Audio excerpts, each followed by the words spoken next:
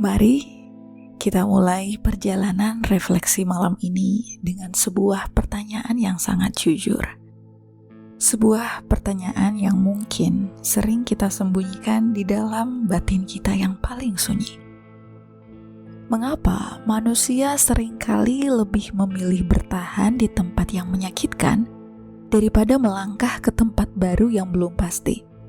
Coba deh renungkan. Berapa banyak dari kita yang rela bertahan bertahun-tahun di dalam pekerjaan yang mengikis kesehatan mental kita, hubungan percintaan yang penuh racun dan manipulasi, atau pola hidup yang memenjarakan potensi terbaik kita. Kita tahu tempat itu merusak kita. Kita tahu tempat itu membuat jiwa kita redup dan mati perlahan. Namun anehnya, kita tetap memilih untuk tinggal di sana. Mengapa? Jawabannya tersembunyi di dalam sebuah paradoks psikologis yang sangat manusiawi, bahwa pikiran manusia tidak mencari apa yang membahagiakan. Pikiran manusia itu mencari apa yang akrab. Bagi otak kita, penderitaan yang sudah sangat kita kenal itu terasa jauh lebih aman daripada kebahagiaan yang masih diselimuti ketidakpastian. Rasa sakit yang akrab memberikan kita ilusi kendali. Kita sudah paham betul peta rasa sakitnya. Kita tahu kapan rasa sakit itu datang dan bagaimana cara menghadapinya. Sementara itu, melangkah ke area baru yang belum kita kenal, meskipun di sana ada peluang kebebasan dan kebahagiaan, itu terasa seperti melompat ke dalam kegelapan tanpa tali pengaman. Ketakutan akan hal yang tidak diketahui atau fear of the unknown mendadak menyalakan alarm bahaya di dalam kepala kita. Pikiran kita membisikkan skenario-skenario terburuk. Bagaimana kalau kamu gagal di luar sana? Bagaimana kalau di luar sana itu justru lebih mengerikan dari penjara yang kamu tempati saat ini? Maka, tanpa kita sadari, kita membangun dinding penjara kita sendiri. Kita memilih untuk memeluk jeruji yang akrab dan menolak kunci kebebasan yang ada di tangan kita. Malam ini, di ruang refleksi dan kontemplasi kita bersama, di jalan afirmasi, mari kita duduk bersama tanpa rasa menghakimi. Jika saat ini kamu merasa terjebak di dalam penjara lamamu, ketahuilah bahwa rasa takutmu itu valid kok. Kamu tidak penakut, kamu tidak lemah. Kamu hanya sedang menjadi manusia yang sedang berhadapan dengan misteri ketidakpastian. Lepaskan sejenak beban berat di pundakmu, duduklah secara rileks di sampingku. Di sini, kita tidak sedang berlomba untuk membuktikan siapa yang paling benar atau siapa yang paling berani.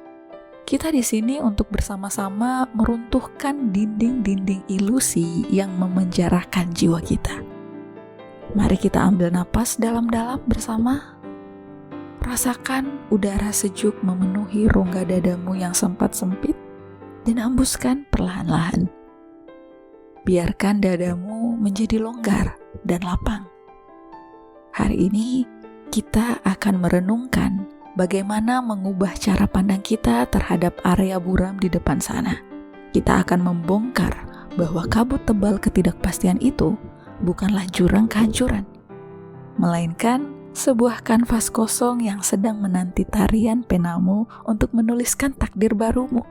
Kita akan memadukan alegori kuno, Gua Plato, pesan puitis Sufi Jalaluddin Rumi, hingga langkah nyata kepasrahan batin. Mari kita bedah lebih dalam. Apa yang sebenarnya terjadi di dalam pikiran kita ketika kita tertahan di dalam zona nyaman yang beracun? Dunia psikologi mengenal sebuah istilah yang disebut familiar discomfort, ketidaknyamanan yang akrab. Manusia memiliki kecenderungan untuk memelihara penderitaan yang biasa itu daripada mengambil resiko menemukan kenyamanan yang baru. Ketika kamu berada di dalam sebuah lingkungan atau situasi yang tidak lagi sehat, ego dan pikiran bawah sadarmu bertindak seperti seorang pengawal yang protektif namun berlebihan. Ia menciptakan zona aman buatan. Ia mengatakan padamu bahwa bertahanlah di tempat ini, meskipun dadamu sesak setiap hari. itu jauh lebih bisa diprediksi daripada melangkah keluar. Pikiran manusia sangat membenci kekosongan data. Ketika kita melihat masa depan yang tidak pasti, kita kan di pikiran kita belum ada datanya ini. Pikiran kita tidak membiarkan area itu kosong begitu aja. Akhirnya, pikiran kita dengan cepat mengisinya dengan proyeksi-proyeksi ketakutan, dongeng kegagalan, dan memori masa lalu yang pahit. Area buram di depanmu itu langsung dilabeli sebagai jurang kematian. Sesuatu yang absurd, yang tidak jelas. Padahal, pernah nggak sih kamu bertanya pada dirimu di dalam keheningan? Apakah area buram itu benar-benar sebuah jurang? Ataukah itu hanya penilaian sepihak dari ketakutanmu? Mari kita balik kacamata perspektif kita malam ini. Ketidakpastian sebenarnya adalah sifat paling murni dari alam semesta. Tidak ada satupun hal di muka bumi ini yang benar-benar pasti, kecuali fakta bahwa segala sesuatu selalu berubah. Ketika kamu menuntut masa depanmu harus pasti 100% sebelum kamu berani melangkah, kamu sebenarnya sedang menuntut hal yang mustahil dari kehidupan. Rasa takut yang kamu rasakan saat membayangkan melangkah ke area baru itu bukanlah tanda bahwa kamu itu akan hancur. Rasa takut itu adalah bukti bahwa jiwamu sedang bersiap untuk meluas. Rasa takut itu adalah pertanda bahwa kamu sedang berdiri tepat di perbatasan antara siapa dirimu di masa lalu dan siapa dirimu yang sesungguhnya di masa depan. Jika kamu tidak pernah berani melintasi garis perbatasan yang buram itu, kamu akan menghabiskan sisa hidupmu mendengarkan cerita tentang kebebasan dari orang lain, tanpa pernah merasakannya sendiri. Kamu akan menjadi penonton bagi potensi besarmu sendiri yang membusuk di dalam penjara kenyamanan yang palsu. Kondisi manusia yang memuja penjara kenyamanan ini telah digambarkan dengan sangat jenius oleh filsuf agung Yunani kuno, Plato.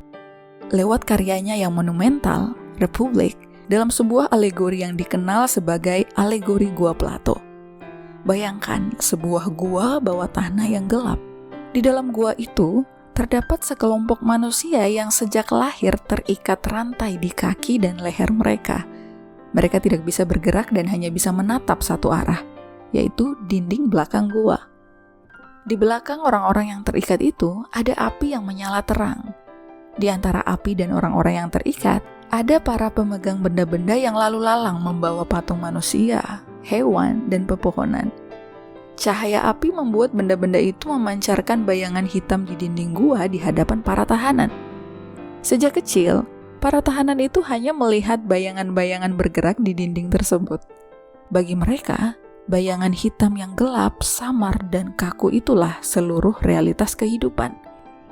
Mereka memberi nama pada bayangan-bayangan itu. Mereka memperdebatkannya. Dan mereka menganggap orang yang paling jago menebak gerak bayangan sebagai orang yang paling bijaksana. Lalu, Plato mengajak kita membayangkan, apa yang terjadi jika salah satu tahanan berhasil melepaskan rantainya? Kan selama ini mereka ada di dalam gua, dan mereka hanya melihat proyeksi dari pantulan bayangan.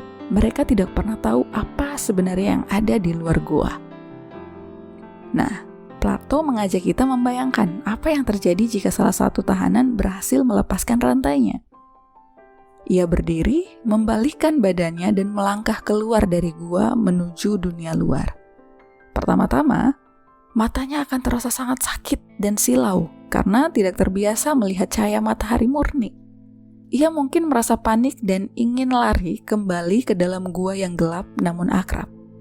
Namun, ketika matanya mulai beradaptasi, ia melihat pohon-pohon yang hijau sejati, danau dengan air jernih, dan langit biru yang terhampar luas tanpa batas. Ia menyadari sebuah kebenaran yang mengejutkan, bahwa apa yang selama ini ia agungkan di dalam gua hanyalah bayangan semu yang tidak memiliki kehidupan. Ia kemudian kembali ke dalam gua untuk memberitahu teman-temannya, lepaskan rantai kalian. Di luar sana itu ada dunia yang lebih nyata. Ada cahaya matahari yang lebih hangat, bukan sekadar bayangan hitam di dinding. Namun, apa tanggapan orang-orang di dalam gua? Mereka tertawa. Mereka menganggap orang yang keluar itu telah gila dan merusak ketenangan mereka. Mereka lebih memilih mempertahankan rantai mereka dan tetap menatap bayangan di dinding. Mari kita bawa alegori Plato ini ke dalam dada kita malam ini. Apakah kamu saat ini sedang duduk terikat di dalam gua lamamu? Apakah kamu mengira bahwa rasa sakit, stres harian, dan rutinitas yang meredupkan jiwamu itu adalah satu-satunya realitas kehidupan yang bisa kamu dapatkan? Bayangan di dinding gua itu adalah keyakinan batasan dirimu, limiting beliefs. Bayangan itu adalah suara-suara masa lalu yang mengatakan bahwa kamu tidak cukup mampu, kamu tidak layak bahagia, atau kamu tidak bisa bertahan di luar sana. Area buram di luar pintu gua memang terasa menyilaukan dan menakutkan bagi mata batinmu yang sudah terlalu lama berada di dalam kegelapan. Namun, hanya dengan keberanian menanggung rasa silau itulah kamu bisa melihat betapa indahnya dunia nyata yang sesungguhnya, yang telah disiapkan untukmu.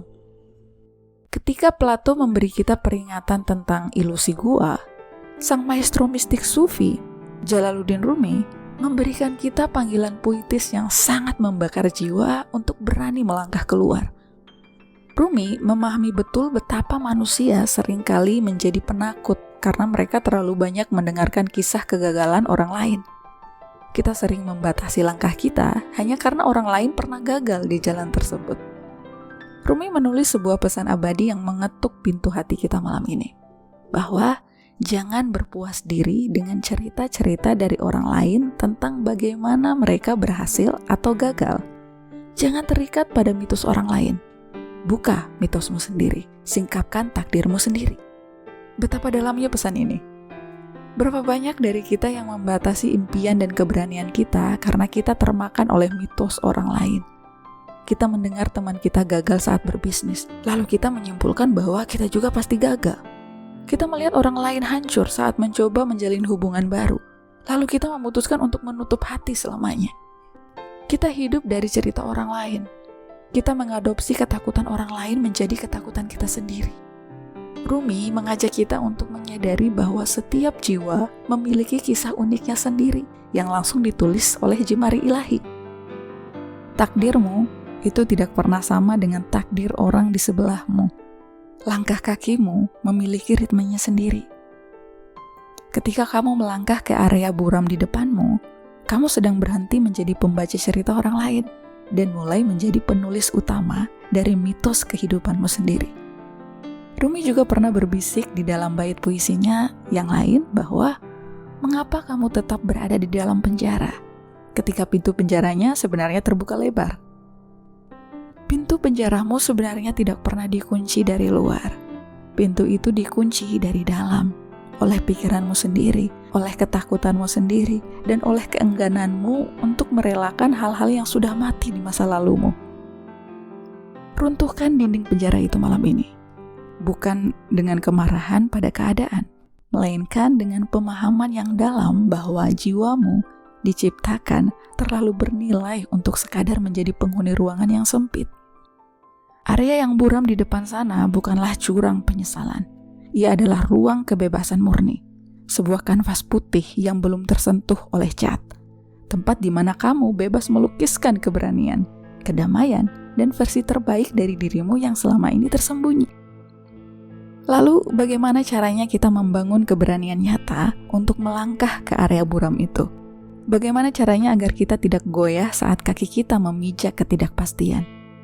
Jawabannya adalah dengan merubah hubungan batinmu dengan rasa takut itu sendiri. Berikut adalah 3 pergeseran kesadaran yang bisa kamu praktikkan mulai malam ini. Pertama, terima kehadiran kabut tanpa harus menghilangkannya. Kamu tidak perlu menunggu seluruh kabut di depanmu itu hilang sebelum kamu berani melangkah. Sama seperti mengendarai mobil di malam hari yang berkabut. Lampu mobilmu tidak perlu menerangi jalan hingga 10 km ke depan. Lampu itu hanya perlu menerangi 3 meter di depanmu. Melangkahlah 3 meter itu terlebih dahulu. Ketika kamu bergerak maju, 3 meter berikutnya akan terlihat secara alami. Yang kedua, ubah pertanyaan internalmu. Berhentilah bertanya pada pikiranmu, bagaimana kalau semuanya berantakan? Nah, diganti tuh pertanyaan beracun itu dengan pertanyaan yang memberdayakan bahwa bagaimana kalau melangkah keluar justru menjadi keputusan terbaik dalam hidupku? Bagaimana kalau di luar sana aku menemukan kebahagiaan yang tidak pernah kubayangkan sebelumnya? Nah, ketiga, percayai kapasitas diri untuk beradaptasi. Seringkali kita takut bukan karena jalannya terlalu sulit, melainkan karena kita meremehkan kekuatan diri kita sendiri. Ingatlah kembali krisis-krisis masa lalu yang pernah kamu lewati. Dulu kamu juga tidak tahu bagaimana cara melewatinya, bukan? Namun, disinilah kamu hari ini. Selamat, kamu bertumbuh dan lebih bijaksana. Kapasitas yang dulu kamu lewati itu adalah kapasitas yang sama yang membawamu selamat dari masa lalu. So, malam ini dinding-dinding penjara lamamu mungkin telah runtuh. Kamu tidak lagi memandang ketidakpastian sebagai ancaman, melainkan sebagai ruang tak terbatas tempat takdir barumu dituliskan.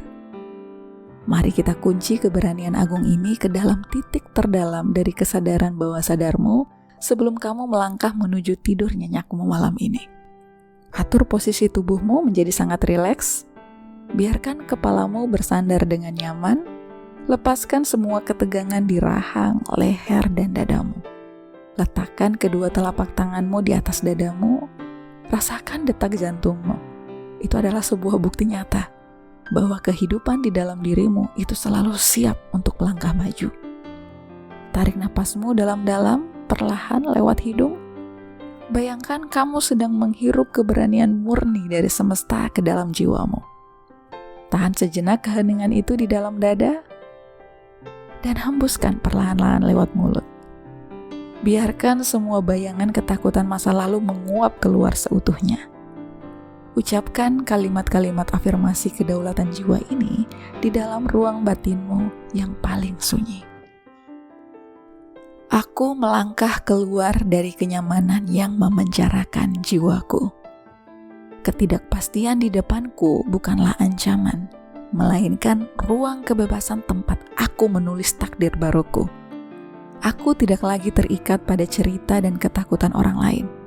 Aku siap membuka mitos hidupku sendiri.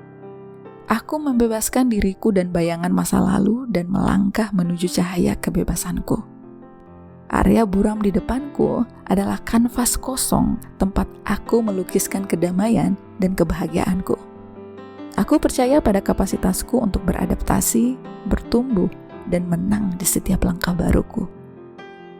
Tarik nafas kembali, rasakan kebebasan alegori Plato dan keberanian puitis Rumi bersatu membebaskan langkah kakimu. Dan hembuskan dengan helaan napas yang penuh pelepasan total. Mulai besok pagi, pandanglah masa depanmu dengan mata yang berbinar. Penjara lamamu telah rubuh, dan dunia luar sedang menantikan kehadiranmu yang penuh kedaulatan. Terima kasih telah meluangkan waktu yang sangat sakral ini untuk duduk dan merenungkan keberanian bersama di jalan afirmasi. Jagalah nyala keberanian itu di dalam dadamu, sampai kita bertemu lagi di ruang kontemplasi selanjutnya.